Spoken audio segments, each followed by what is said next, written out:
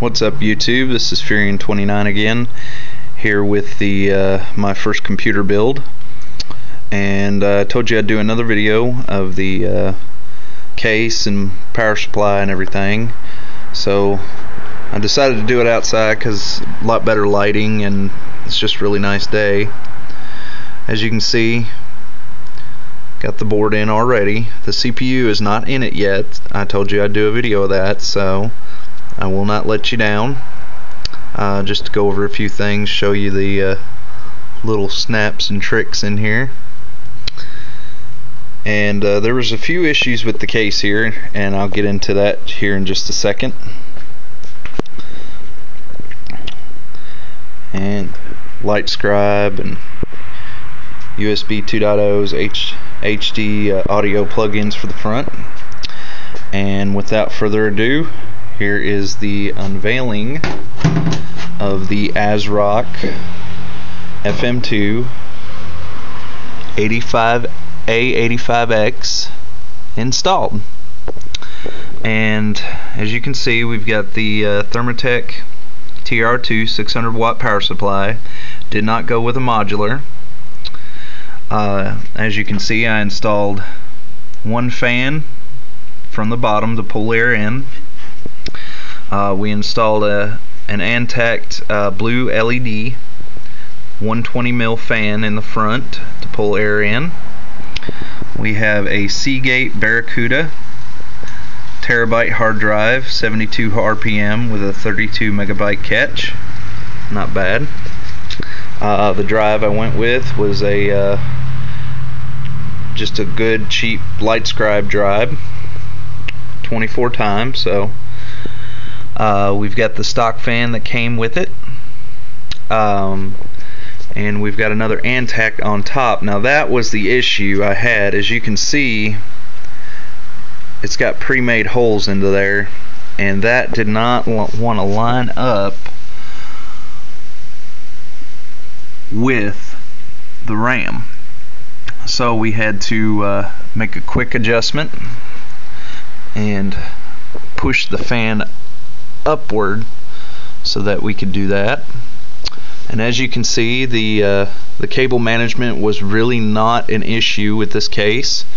If you don't have a modular power supply, that's fine. You can still do a pretty decent job of cable management.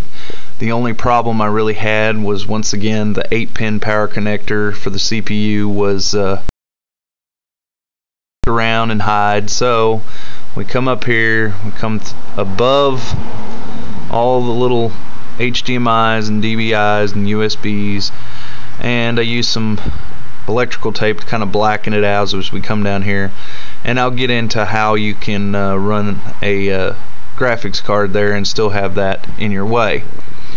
But as you can see, we got everything installed, ready to go. All the little plugins down here. Now when you get into this, if you decide to use this case, the little prong connectors down here, I know you really can't make out what they say or anything.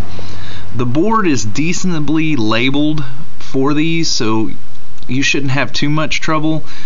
But when you get into the reset switch and the power switch, it gets a little tricky. So I recommend, make sure you get the manual for this particular case and review the manual for your motherboard.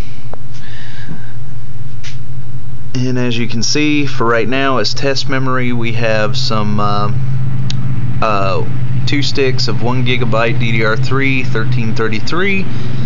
Just to test. We'll have some new memory in it shortly. We're going to max this thing out as high as we can go, and we'll eventually get a 6670 graphics card to put right there to crossbar with the CPU. But as you can see, everything looks really good. This one's good and sturdy. I put extra screws to make it firm. You have these little twist locks here. They work decent if you're going to if you're wanting to use them. I used them on the hard drive here, and as you can see, got a little wiggle room, a little play on it. Not sure if I like that. I may actually end up going with the screws, but whenever we install the CPU or APU, I'll pull off the back of the case and I'll show you my cable management. They're not just stuff back there. Everything is zip tied together and tie wrapped and really neat and nice. So, you know, I can show you a little bit more of the detail of the cable management on this particular case.